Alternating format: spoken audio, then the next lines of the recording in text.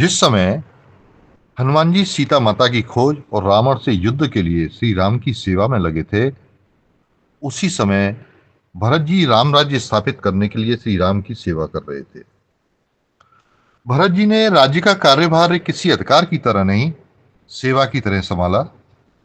राम राज्य की वास्तविक शुरुआत उसी क्षण से मानी जाती है जब भरत जी ने श्री राम की खड़ाऊं सिंहासन पर स्थापित की।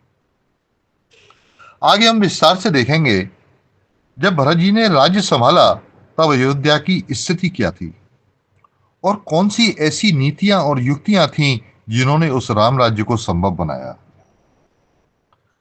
यह प्रसंग श्री राम के वन गमन से लेकर रावण वध तक की कथा से कम रोचक नहीं है। अंतर केवल इतना है, वहां हमें हनुमान जी की लीला दिखाई देती है और यहां भरत जी की लीला का आनंद मिलता है। भरत जी को धर्मावतार क्यों कहा गया? भरत जी को धर्मावतार कहा गया है, पर इसका अर्थ केवल यह नहीं कि वे भगवान के भक्त थे या जप तप और भगवान की पूजा करते थे। वास्तविक अर्थ में नियम और कर्तव्य के संयोजन को ही धर्म कहा जाता है।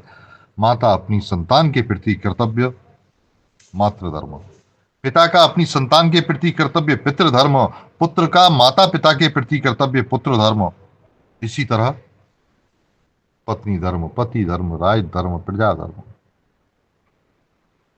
सनातन धर्म में ये सभी धर्म समाहित हैं।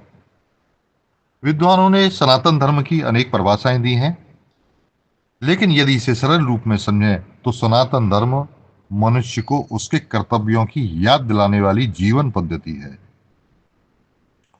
और भरत जी इसी कर्तव्य आधारित धर्म के जीवंत उदाहरण थे।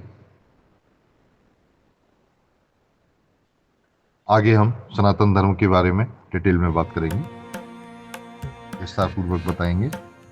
जय श्री राम।